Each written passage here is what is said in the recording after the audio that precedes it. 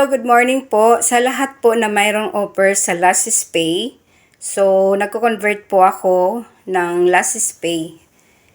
Meron po kaming paraan kung paano po natin ma-convert yan. So, i-PM nyo lang po ako sa aking page or dito sa YouTube.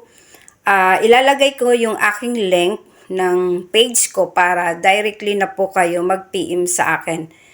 Huwag na po kayong maghahanap. Basta po tatandaan nyo na ang aking page ay 6,000 followers na po. Huwag po kayong PPM sa iba. Ang pagpapakonvert po ng Lassis Pay natin ay mag-aantay po kayo ng ilang oras or basta oras bago po natin ma-convert yun. So, kailangan patiently lang po.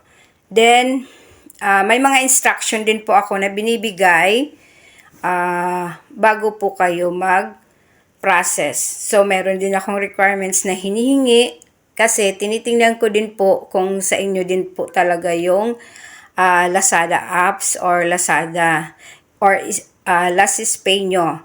Kasi madami din naman naggagaya or marami naman nagpipix or nagpipixer na sila yung magpapakonvert ng inyong mga G-Gives o ng inyong mga Last Pay. So, yun.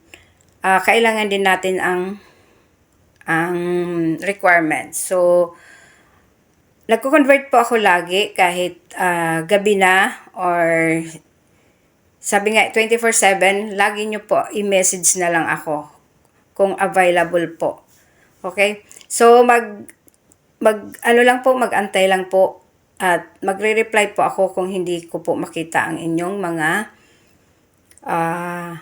message. So, pwede na po natin i-convert ang inyong mga Lassis Pay. So, maraming salamat po.